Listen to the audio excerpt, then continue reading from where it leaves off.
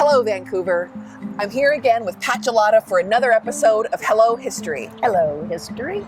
And today we're on the Fort Vancouver National Site to talk about Kanaka Village.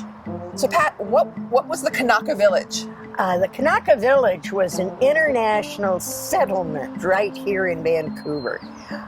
Primarily Hawaiians, but also some French and some mestizos.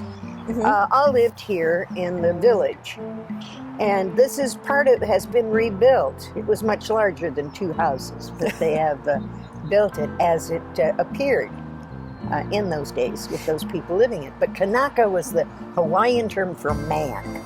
And so the Hawaiians that lived here were referred to as Kanakas, which today sometimes is taken as an insulting term, but that's only if you pronounce it differently, and I'm not going to do that. Okay. And so this village is on the west side of the fort. Yes. And so we're in the reconstructed village right now, and they've been steadily working on it and adding a few more houses to it. And we're just to the west of the reconstructed fort.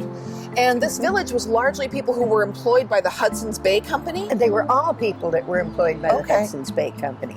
The gentlemen, the Scots-English-Canadian gentlemen lived inside the fort. The others lived outside the fort, with the exception of one, whose name was William Kaolehe. They referred to him as Kanaka William. And he had his wife with him, Mary, which was unusual. And he had been brought to the fort specifically by Dr. John McLaughlin to be a minister, a religious leader to the Hawaiians, because he felt they had lost their faith because they were partying with the Chinook and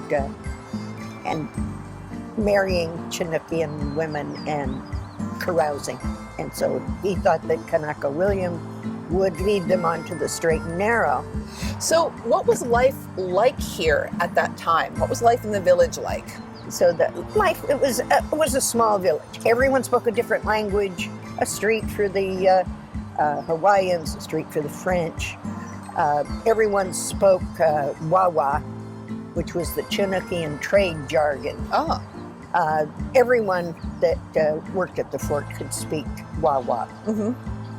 So what's the legacy of Hawaiians in Vancouver now? Oh my goodness. Well, of course, we've got the village built up. Since they stayed, there was one, John Kalama, and his son Peter, also very prolific.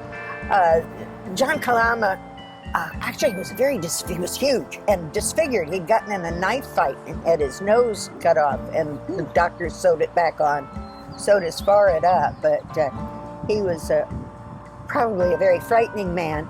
But he had three Chinookian wives and a lot of children. And the town of Kalama is named for John Kalama. And the Kalama tribe is also descended from John and Peter Kalama.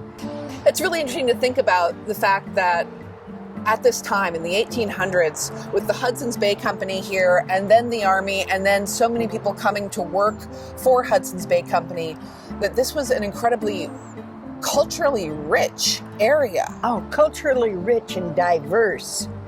The FrenchCanadian Voyagers, there were even a few escaped slaves from the South that made it out here as trappers. The difference with those men was they didn't want to settle down. They wanted to be free. They wanted to be out in the forests and trapping. And you can't blame them. If you've been a slave, the idea of this vast land, unsettled and free, was an overwhelming temptation for them. The Hawaiians, well, the Owyhees in eastern Oregon are named for two Hawaiians who died there. The imprint on the northwest of the Hawaiians is just now beginning to be explored. So many connections between Hawaii and Vancouver that it's always been a welcoming place, I think. Well, Pat, thank you so much for joining us and talking just a little bit about the history of Hawaiians here in Vancouver and the Kanaka village. It's great to be here. Thank you so much.